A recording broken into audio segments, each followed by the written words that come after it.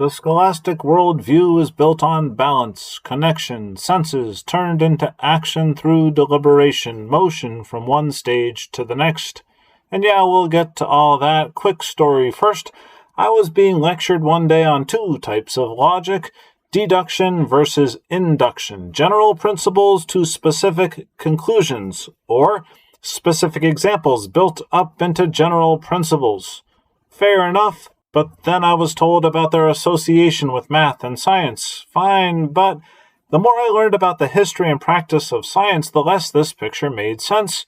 Those guys loved their equations just as much as the mathematicians, and the more I thought about it, the more it seemed to me that each one of these methods required the other. We'll get back to it. First, an overlapping grid. 3 rows for the 3 powers of the soul, columns bringing each row to completion. Today's focus, stage 6 of the human act, logic, combining propositions into syllogisms that reach a conclusion. If the propositions are true and the form is valid, then the conclusion is something you can take to the bank. Denying it would be simply irrational, but logic is also a tool that can be overused, so don't do that. Done right, matter touches form and points to truth, avoiding errors, like the claim that universals exist only as names. Socrates is a man, you say. Well, man here is just a grouping for convenience, not one that suggests a nature. All men are mortal, you could say that, but it's just a summary of previous observations. It's not a prediction of what might or might not happen next. Even the precious propositions of geometry, once the gold standard for certainty, they are made into mere generalizations from observation. The rules of logic are no longer dictates of reality, but just a habit or a custom for a community. Logic, like everything else, is trapped, no real life. Outside the text, nothing but a chain of references. Nature, like real mothers, never existed. Fact check false. I wonder if this guy ever showed that paragraph to his own mother. I guess that would be kind of tough, though, because she apparently didn't ever exist. Let's get real. There is a nature or an essence abstracted in the intellect and a corresponding essence occurring in the individual. Here's an analogy and a question. Is the color of an apple separate from its scent? Well, yes, in your senses, but no, not in the real apple. In the material, real apple, scent and color go together. So you could argue that the seen apple is a fiction because it has no smell. The seen apple, however, is also true in that its color is true. Here's the point. Correspondence means the same, but not in the same way. The concept of a dog in your mind and the essence of a real dog are the same in that they share the exact same dogginess. However, they differ in their mode of existing, abstractly in the mind versus materially in the world.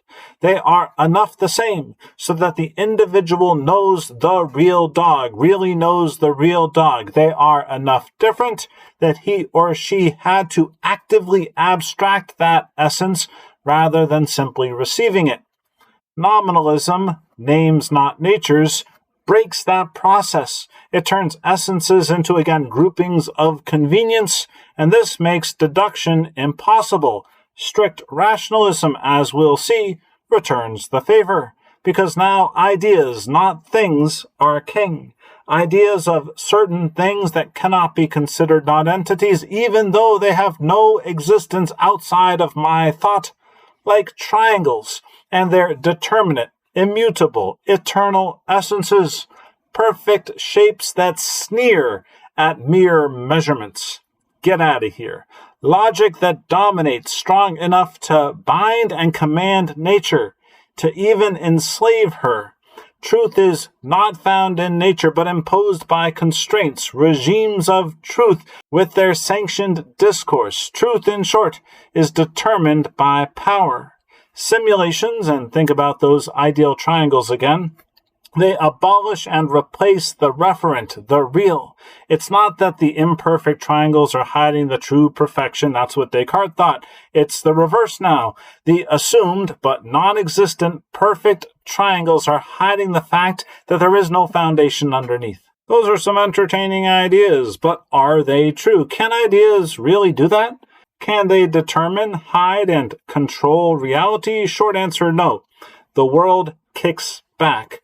There are two ways to err: to want a bad end or to will a bad act.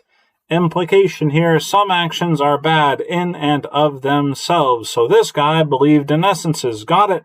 And you can understand those essences, right? Wrong.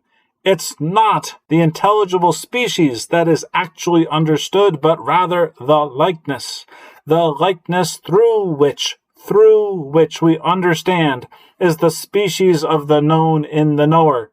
Key point here, we don't understand ideas. You will never understand an idea.